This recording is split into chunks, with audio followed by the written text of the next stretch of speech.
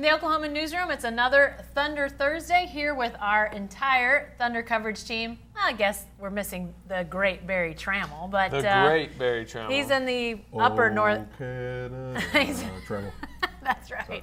He is north of the border. We'll get him back here before too awful long. But Darnell Mayberry, Anthony Slater, Eric Horn, all here to talk Thunder. And guys, the guy that is going to become the talk of our conversations and pretty much any conversation for a while is going to be Russell Westbrook. And, you know, what's his situation? This report out this week, he doesn't want to be traded. But Darnell, where does this thing stand? I mean, do you really think that Russell Westbrook's giving indications that Thunder will be in the conversation? What's your best guess? You were around this guy for a lot of years. I think the fact that the Thunder rescinded the offer to Dion Waiters is a good sign for Oklahoma City in terms of the front office. I think that gives us confidence that they have confidence that they can at least try to renegotiate this deal for Russell Westbrook and get this extension on the table before the season starts.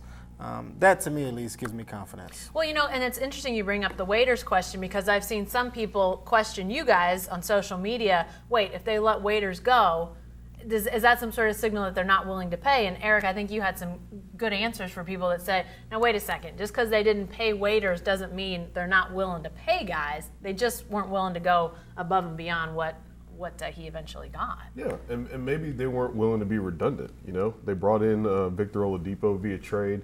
They also brought in Alex Abrines, the 6'6" shooting guard from Spain. Mm-hmm. And those are guys that they feel that can provide upgrades over some of what Dion Waiters brought to the table. Yeah. And by moving the furniture and giving the Thunder that space to give Westbrook his extension, I mean, that was a move that they had to make. Seems like this continues to walk him closer, Anthony, to at least renegotiating with the Thunder. It feels that way. Now, whether that happens or what. The Thunder's laid it down for him to potentially want to come back. But, I mean, look, Sam Presti's always going to make moves about the future. And, you know, we're talking about Waiters. What kind of signal does that send to Russell Westbrook? If Russell Westbrook's just saying, I'm only concerned about next year, I want to win next year, that means he's not concerned about the future, which if that is out there, then the past's already set. Then they need to trade him and look elsewhere. But, you know, I think Abrines fits and all the other moves. I think they're giving him time to sit there and think about this decision, you know, absorb the Kevin Durant news. There's a lot of time before training camp. He's got to think if he wants to be here or not. Mm-hmm. And I think they'll go from there. You know, you bring up a good point because not only is there the new Kevin Durant-less Thunder team that he's going to be a part of, but there's a lot of new pieces that we can assume are going to be on this team. You know, how do they all work together? What we know Westbrook's role. It's leader. It's, you know, alpha male. So how does that feel? How does that look? Until they're out there together, I don't know. They can't really know what that's all going to be like. And Russell Westbrook can't know. And not to mention Cameron Payne's got a bum foot, yeah. Which I'm sure we'll talk about. But, you know, they got to get training camp. And the good thing is now this is Billy Donovan's second year. There's going to be some continuity with him coming back. And you do have a lot of guys who haven't played for him before now with Victor Oladipo, Domantas Sabonis, Ersan Ilyasova. But the guys like Westbrook, Cantor, Robertson, Adams, your boy, or client, I should say. I've been proven right in everything I've ever said about this. He hasn't met the Hall of Fame quite yet, but all of those guys have played under Billy Donovan, so that should help them going into training camp next fall. And when they get there, I think that should help those guys come back with some more continuity. What makes the situation kind of tricky, though, is, you know, you can look at it one of two ways. Number one, the Thunder could wait. You know, they have until the deadline to potentially get a package. You know, his value may diminish. So they can go into the season and say, hey, maybe playing with all these guys, he'll see this is really working out, that Adams is really going to ascend into the all-star type category. Cantor and him fit together. The Oladipo backcourt, man, this is working great. They can convince him to stay. But at the same time, their worry could be, he may be going into the season saying, don't worry, I'm coming back. You know, I think I'll probably come back. But then he sees this team, and maybe there's some frustrations, there's some injuries. There's that, remember the Reggie Jackson season from a couple years ago? If things go poorly, then his value is really diminished, and they don't have a chance. So it's tricky. The whole thing is, it is tricky. Unless they can get him pen to paper, it's going to be tough to keep him around even before the season. Right. Eric, you brought up a good question as we were talking about this Thunder Thursday. The question of Russell Westbrook and Kevin Durant. Did Kevin Durant, did he give the impression that he was coming back to Westbrook? Did he give that impression to Westbrook? What do you think? Well, I mean, I don't even think it was so much that he gave Westbrook that impression. I think he gave a lot of people that impression. Sure. I mean, there were people in the organization who probably thought he was coming back, people in the Oklahoma City area. We had heard those rumblings about the real estate dealings going on in Oklahoma City, which ESPN reported about. Kevin Durant gave a lot of people indication that he wanted to come back here. So I don't think it's just Russell Westbrook that feels like he might have been under the impression that Kevin Durant was going to be back this season. But it certainly does accelerate the process for Westbrook now and then makes things more complicated for him. I think Kevin Durant in some ways thought he was probably going to come back, but that changed, in the Hamptons. I mean, we've talked so extensively about all of this, but I don't think he told like he, it was like an evil way of him telling the Thunder, hey, stick around, don't go after other free agents, I'm coming back, and then he like slipped out the back door. Mm-hmm.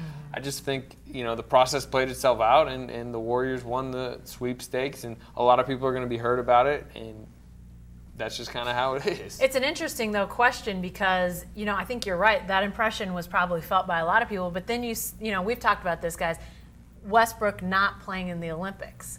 And you almost wonder, now, that's a decision that he could have very easily made of his own decision.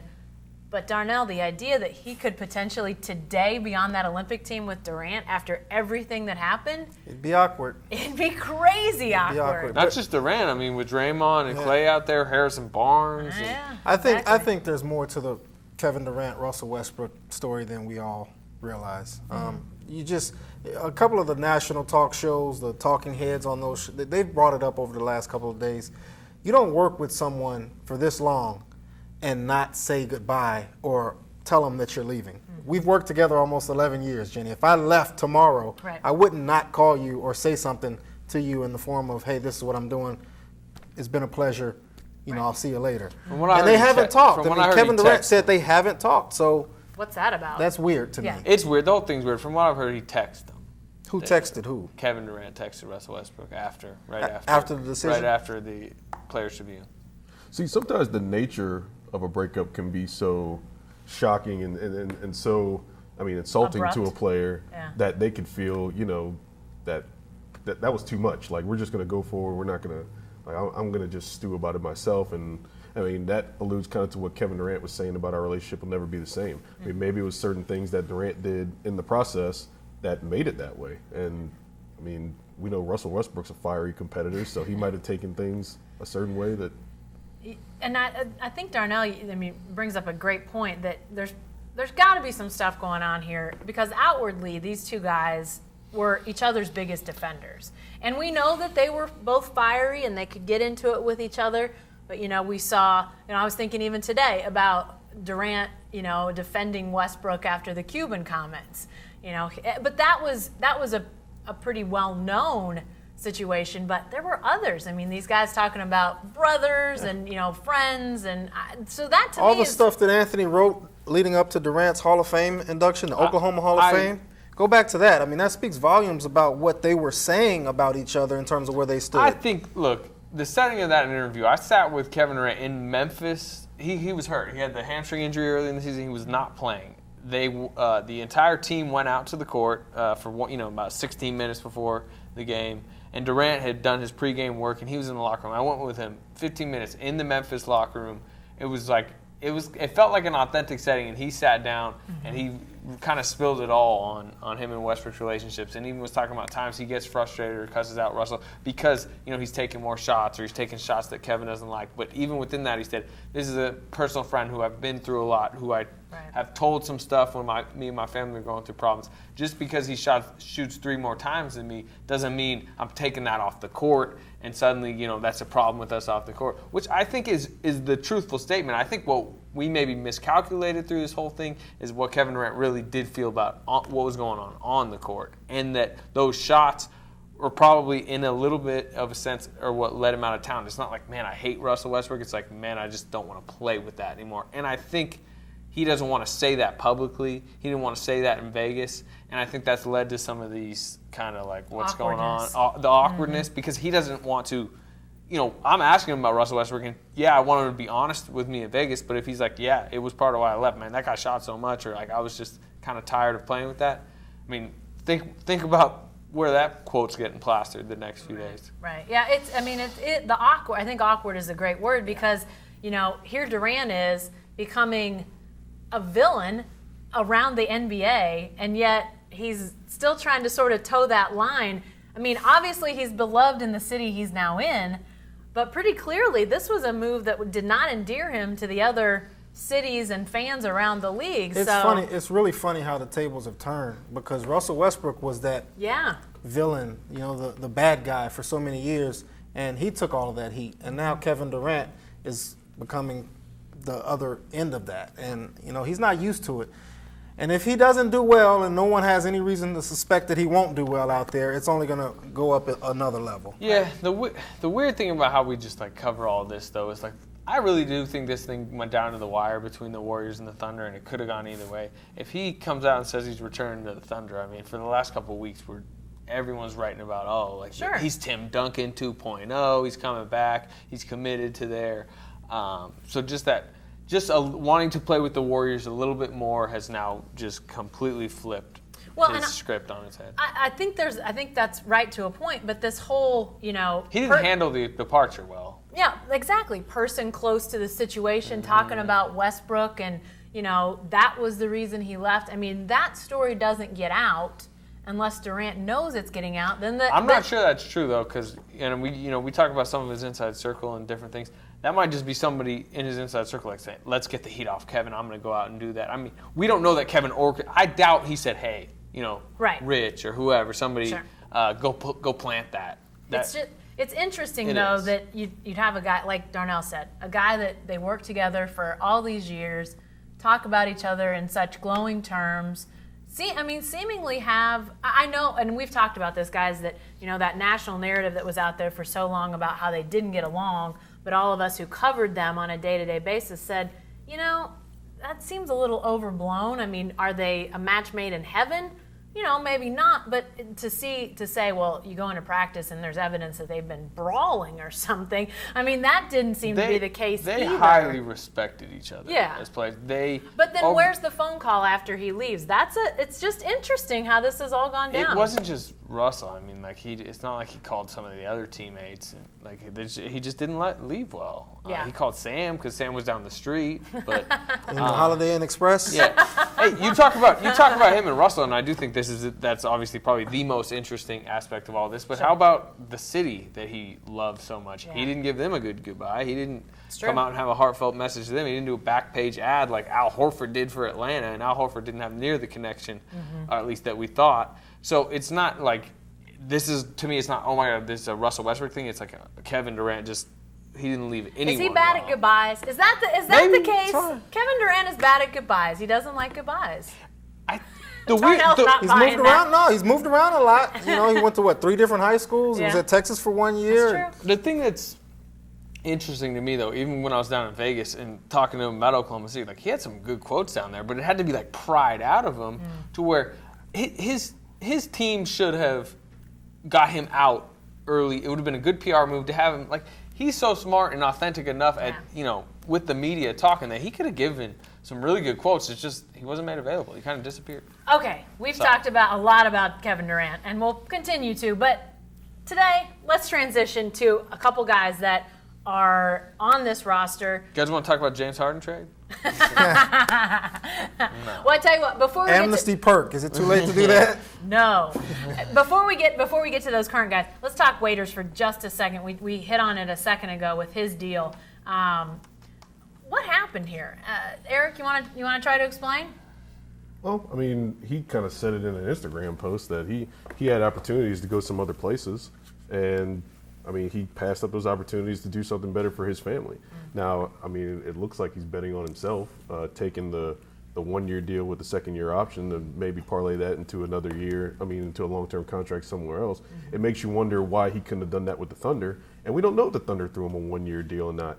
you would assume it would be for more money than what he took. Right. He had the qualifying offer on the table and it was pulled. But again, the redundancy thing. If they bring him back, they've already got a log jam at the position. Right. I mean, he's a guy who contributed a lot in the playoff run, but at the same time, you're going forward with Oladipo and Abrines.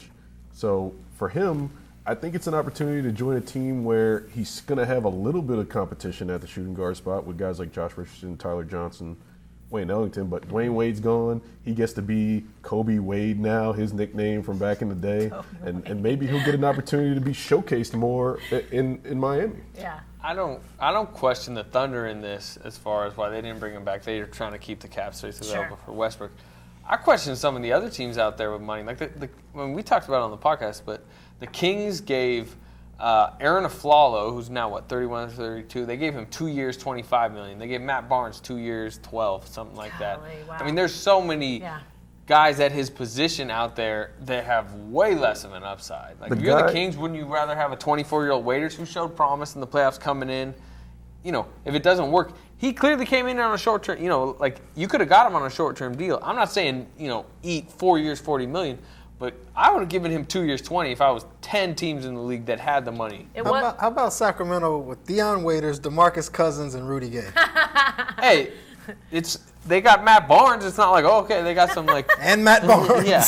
Must-see TV. Well, I'm just saying, regardless, who would you rather have? I get your Aflalo point. at 2 for 20. I know. I mean, it would create a funny environment, but that's Sacramento for you for about the last decade. I feel like even the Heat might be a little bit flummoxed by what's going on in terms of like they had to match an offer for Tyler Johnson for $50-some million, and they got Dion Waiters for 2.9. Who every time he did anything in the playoffs, everybody said, "Whoa, Dion Waiters just made an extra $1 or $2 million." I was like, every time you turned around, it was how much more Dion Waiters had made in his offseason contract. How is Tyler Johnson going to feel going to practice with Dion Waiters, this guy who just came off an amazing playoff run, and Tyler Johnson's been in the league a couple of years, and he's got a $50 million contract. I'd be interested to know two things. Number one, what was the biggest deal he had on the table in this free agency period? And I mean offer sheet or deal. And then number two, what was the biggest deal he had elsewhere the day he took 1 year, 2.9 from the Heat? Because he's saying he could have still gone elsewhere. Like maybe the Sixers or the Nets were saying, we'll give you 2 years. Maybe the Kings made an offer. Yeah, they said no thanks. I'm good on that, Vladdy. Because without knowing that, because I'm confused on how he couldn't get more, but the truth is maybe he had all these offers and he really just wants to go play in Miami and be Dwayne Wade 2.0. And maybe the money that he was being offered might have been more, but it wasn't enough for him to play for a team as bad as Brooklyn or as bad as Sacramento. Maybe he wanted to play for a contender because he'd been here. He said he enjoyed being a part of this brotherhood and being a part of success.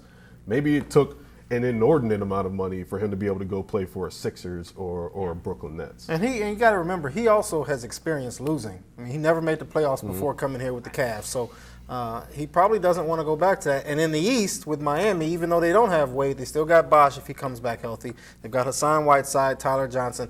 It might be a 6-7 seed in the East. So sure. I mean, he might just want to win. He's going to get shots. And he's going to get buckets. Eric mentioned before redundancy, and that leads us to Victor Oladipo at that position, a guy that Thunder bring in on that, obviously, draft night trade, blockbuster trade, and now there's talk that he wants a max deal. Surprising? No? What's the You get a max deal, and you get a max deal, and you get a max deal. I want a max deal. Everyone wants one. Max is thrown out there so randomly in this market. And Kanter's on a max deal right now. He's on his max. It actually looks pretty good now. Yeah. Well, because it was, he's getting 17. It'll be a lot of money next summer. I'm not sure Oladipo will get it.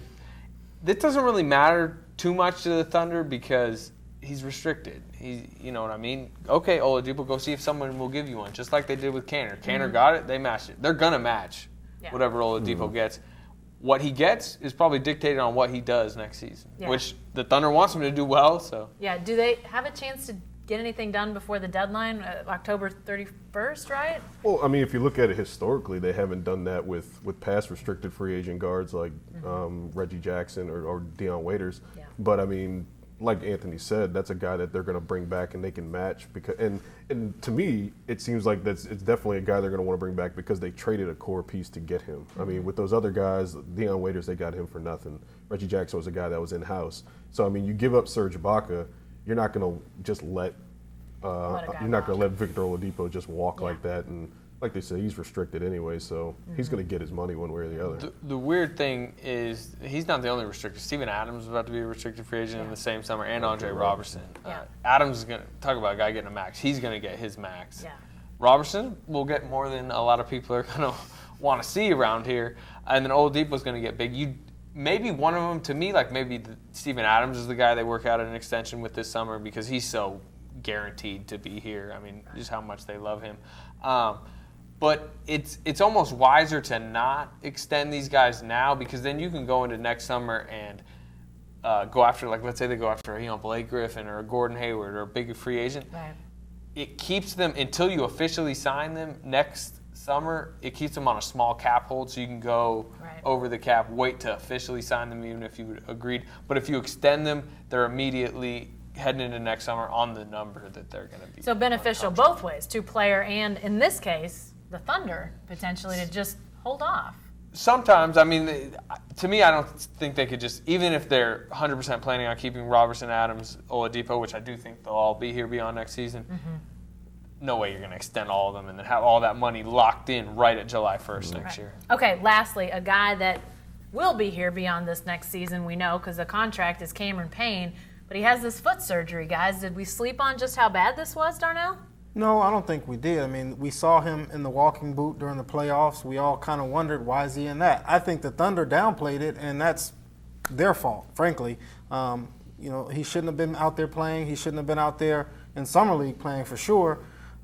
If they noticed that there was discomfort, if they noticed that he was in pain, whatever, enough to have to wear a walking boot. That you don't just have to wear a walking boot because you're sore. So I think, look, anytime you question medical staffs, it's easy for someone to say you're not a doctor. None of us are doctors. Yeah. I get that. But you don't just walk around wearing a walking boot. And that, to me, was an alarming sign in the playoffs. And it's really no surprise now when you see that he has to have surgery on that thing because the guy was in a walking boot. I just keep coming back to that. That was just strange. I somewhat disagree in the sense I think shocking. I think that they kind of were figuring he was going to probably have to have this surgery at some point this then why play this him? offseason because they wanted to see him in Summer League and they wanted to get him in Summer League. He looked good out there. Most boneheaded logic I've ever heard. Like, it's Summer League.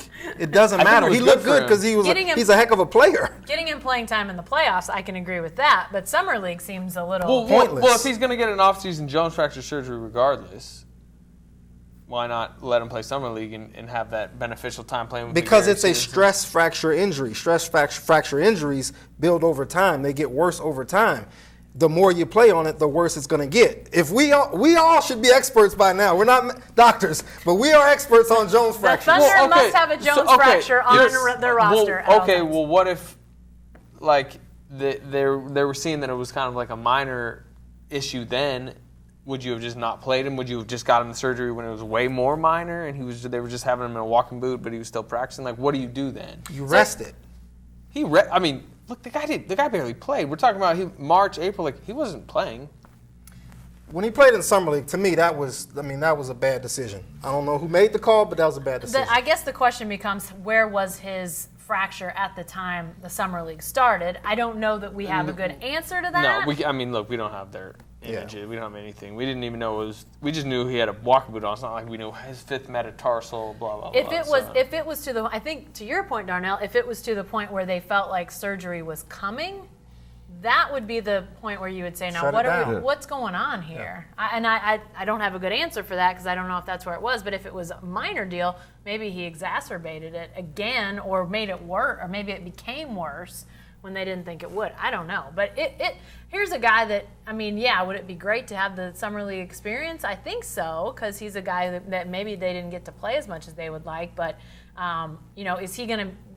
They got 2 months to, I think, what's today? Today's the end of July. July 28th. Mm-hmm. 2 months from today is right around Media Day, September 28th-ish. Feels like you're cutting it close for a guy you're going to need some minutes out of. But the season doesn't start for another month. That's 3 months, so that we're talking 12 weeks until opening night.